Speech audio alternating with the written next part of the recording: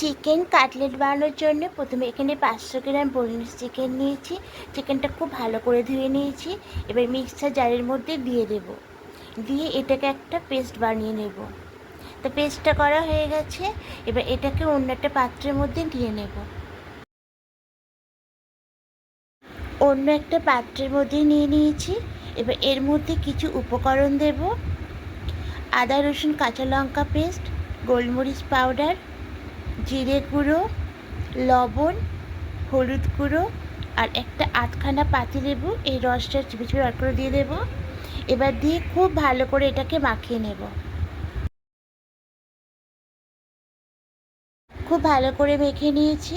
লবণের পরিমাণটা মনে হচ্ছে একটু কম হয়েছে, তা আবার একটু লবণ দিলাম, দিয়ে আবার ভালো করে মেখে নিয়েছি।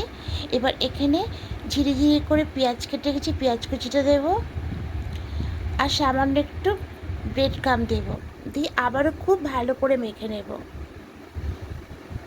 তো এবার মাখানোটা একদম রেডি হয়ে গেছে। এবার হাতের মধ্যে সামান্য একটু সরষের তেল দিয়ে খুব ভালো করে মেখে নিয়ে এবার এখান থেকে লেচি কেটে নেব। হাতে করে গোল শেপ করে নিয়ে একটা চাকতির মধ্যে দিয়ে একটু হাতে করে চেপটে দেব। এবার একটা ছুরি দিয়ে দু সাইড দিকটা এভাবে করে একটু চেপে চেপে দিয়ে কাটলেটের মতো শেপ করে নেব। তা আমি এরকম করে শেপ করেছি। এবার এটা ব্রেড ক্রাম্বের মধ্যে দেব, দিয়ে এপিঠ ওপিঠ দু সাইডে খুব ভালো করে এটাকে কোট করে নেব। তো দেখুন একদম রেডি হয়ে গেছে। তো এটা রেখে দিলাম। আবার একটা করে দেখাচ্ছি।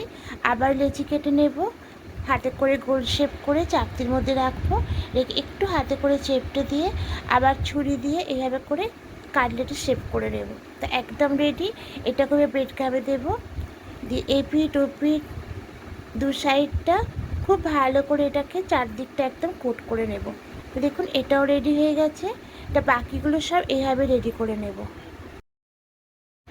এবার একটা বাটির মধ্যে দুটো ডিম ফাটিয়ে নেব। এবার এখানে সামান্য একটু লবণ দেব আর সামান্য গোলমরিচের পাউডার দেব, দিয়ে খুব ভালো করে এটাকে ফেটিয়ে নেব। তো একদম ডিমের গোলাটা রেডি হয়ে গেছে। এবার এখান থেকে একটা কাটলেট নেব, ডিমের গোলার মধ্যে দেব, দিয়ে খুব ভালো করে এটাকে ডিমের গোলা একটু ডুবিয়ে নেব। চারদিকটা লাগিয়ে নিয়েছি। এবার এটাকে তুলে ব্রেড ক্রাম্বের মধ্যে দেব, দিয়ে এপিঠ ওপিঠ দু সাইডটা খুব ভালো করে কোট করে নিয়েছি, দিয়ে এটা রেখে দেব। দিয়ে আবারও একটা করে দেখাচ্ছি। এবার ডিমের গোলায় দেব, দিয়ে খুব ভালো করে ডিমের মিশ্রণের মধ্যে ডুবিয়ে এপিঠ ওপিঠ করে লাগিয়ে নিয়েছি। এবার এটাকে ব্রেড ক্রাম্বের মধ্যে দেব, দিয়ে এখানে এপিঠ ওপিঠ দু পিঠ খুব ভালো করে কোট করে নেব। দেখুন এটাও হয়ে গেছে। এবার বাকিগুলো সব এরম করে নেব। সবগুলো এভাবে করে নিয়েছি। এবার এদিকে আগে থেকে কড়াইতে তেল কড়াই ছিল, আমি এখানে ফ্রেঞ্চ ফ্রাই ভেজেছিলাম, তাই ওই তেলের মধ্যেই কাটলেটগুলোকে করে নেব। একে একে কাটলেটগুলো তেলের মধ্যে ছেড়ে দেব। তা কিছুক্ষণ বাদে এপাশটা উল্টে নেব। আমি এখানে আর একটা দিয়ে দিয়েছিলাম, মোট 3টে করেই ভাজবো। এপিঠ ওপিঠ দু পিঠ লাল করে কাটলেট করে ভেজে নিয়েছি। এবার এগুলো তুলে নেব, আবার এর মধ্যে ছেড়ে দেব, আর বাকিগুলো সব আমি এরকম করে নেব। এগুলো বেশ লাল লাল করে ভাজা হয়ে গেছে।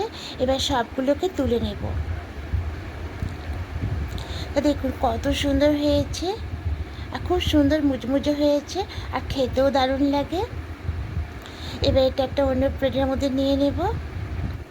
এটা সন্ধ্যেবেলায় চায়ের সঙ্গে খেতেও ভালো লাগে, বা এর সঙ্গে যদি কোনো ধনিয়া পাতার টক টক ঝাল ঝাল চাটনি নেওয়া হয় তাতেও খেতে ভালো লাগবে, আর যে কোনো টমেটো কেচাপ দিয়ে খেলেও ভালো লাগবে। তো বন্ধুরা, রেসিপিটি কেমন লাগলো কমেন্টে অবশ্যই জানাবেন। আর যদি ভালো লেগে থাকে তাহলে অনুরোধ করব সাবস্ক্রাইব করে পাশে থাকার জন্য। আমি আপনাদের পাশে থাকবো। আবার কোনো রেসিপি নিয়ে চলে আসবো। আপনারা ভালো থাকবেন, সুস্থ থাকবেন। আজকের মতো টাটা।